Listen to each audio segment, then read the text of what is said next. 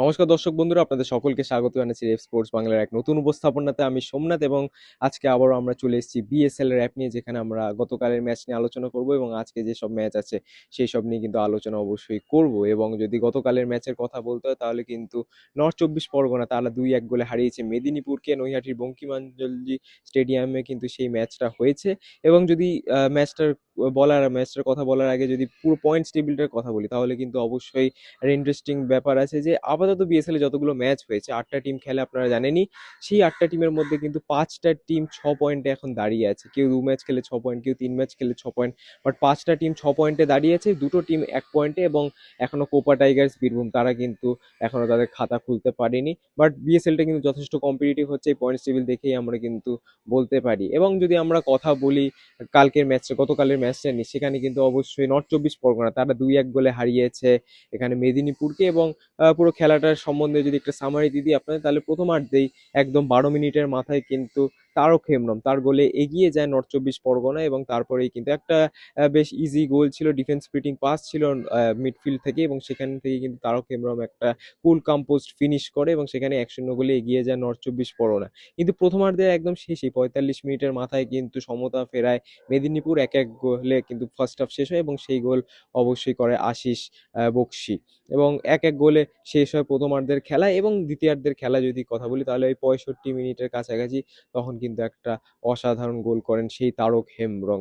বক্সের বাইরে থেকে কিন্তু একটা সুন্দর প্লেসমেন্টে তিনি বলটা গোলের মধ্যে রাখেন এবং বলটা কিন্তু অবশ্যই জালে জড়িয়ে যায় এবং 2-1 গোলে কিন্তু সেই ম্যাচ জিতে বেরিয়ে যায় নর্থ চব্বিশ পরগনা।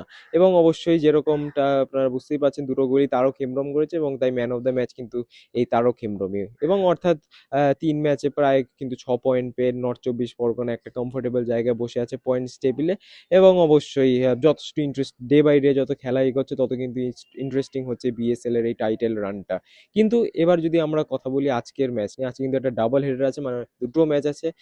দুপুর 1টা থেকে একটা ম্যাচ এবং বিকেল 4টে থেকে একটা ম্যাচ। দুপুর 1টা থেকে যদি ম্যাচের কথা বলি তাহলে কিন্তু যেইচা রয়্যাল সিটি মালদা মুর্শিদাবাদ তারা কিন্তু খেলতে নামছে বর্ধমান ব্লাস্টার্সের বিরুদ্ধে তাদের হোম গ্রাউন্ডে ডিএসএ মালদা স্টেডিয়ামে।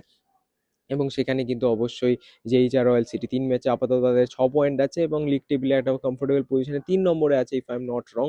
এবং সেখানে কিন্তু তারা অবশ্যই চাইবে লিডটা বাড়িয়ে নিতে। বর্ধমান ব্লাস্টার্স তারা কিন্তু 1 পয়েন্ট এখন বসে আছে এবং অবশ্যই তারা কিন্তু চাইবে একটা বড় ম্যাচ, একটা ইম্পর্টেন্ট ম্যাচ জিতে কিন্তু তারাও লিগ টেবিলে যাতে একটা ভালো স্থানে চলে আসতে পারে। এবং অবশ্যই বাকি যে টিমসগুলো আছে তার থেকে যে ডিস্টেন্সটা সেটা কিছুটা কমাতে পারে, পার্থক্যটা কিছুটা কমাতে পারে। এবং অবশ্যই সেকেন্ড ম্যাচ নিয়ে যদি কথা বলি, সেটা খুব ইন্টারেস্টিং ম্যাচ রাদার বলতে পারেন। দুটো টেবিল টপারদের মধ্যে ক্ল্যাশ হচ্ছে কল্যাণী স্টেডিয়ামে। সেখানে কিন্তু হাওড়া হুগলি ওয়ারিয়ার্স তারা কিন্তু খেলতে নামছে সুন্দরবন বেঙ্গল অটো এফসির বিরুদ্ধে। এবং এই ম্যাচের যদি কথা বলতে হয় তাহলে কিন্তু দুটো টিমই দুটো ম্যাচই জিতেছে, অর্থাৎ 2 ম্যাচে এদের 6 পয়েন্ট আছে। বাকি অবশ্যই যেইচআর রয়েছে তাদের 3 ম্যাচে 6 পয়েন্ট ছিল। কিন্তু এই হাওড়া হুগলি ওয়ারিয়ার্স এবং সুন্দরবন দুজনেরই কিন্তু 2 ম্যাচে 6 পয়েন্ট আছে, অর্থাৎ আজকে যে ম্যাচটা জিতবে তারা কিন্তু একদম লিগ টেবিলের টপে চলে যাবে 3 ম্যাচে 9 পয়েন্ট নিয়ে। এবং সেখানেই কিন্তু বেশ অনেকটাই পার্থক্য গড়ে যাবে বাকি টিমসদের থেকে। এবং এই সুন্দরবন এবং হাওড়া হুগলির যদি কথা বলি, টিম বেশ সলিড এবং বেশ ব্যালেন্সাইড এবং তারা কিন্তু এই দুটো টিমই কিন্তু টাইটেল কন্টেন্ডার যা দেখে মনে হয়েছে। তারা দুটো ম্যাচই জিতেছে তাদের প্রথম দুটো ম্যাচ এবং আজকে তার 3 নম্বর ম্যাচটা খেলতে নামছে কিন্তু কল্যাণী স্টেডিয়ামে। তো অবশ্যই দেখা যাক কারা একদম দিনের শেষে থাকে লিগ টেবিলের টপে এবং কারা সম্ভবত হতে পারে বিএসএল এর কন্টেন্ডার্স, কারণ এই ম্যাচগুলো দেখে কোথাও না কোথাও বোঝা যাচ্ছে কোন টিমের কতটা শক্তি। এবং অবশ্যই আমাদেরও কিন্তু নজর থাকবে এই দুটো ম্যাচের দিকে। অবশ্যই আপনারাও কিন্তু নজর রাখতে ভুলবেন না, জি5-এ সরাসরি সম্প্রচার হবে এই ম্যাচগুলো, তো আপনারা কিন্তু ভালোভাবে এনজয় করতে পারেন। দুপুর 1টা থেকে যেটা বললাম, যেইচা royal city Malda Murshidabad versus Bardhaman blasters Malda DSA স্টেডিয়ামে এই খেলাটা হবে দুপুর 1টা থেকে।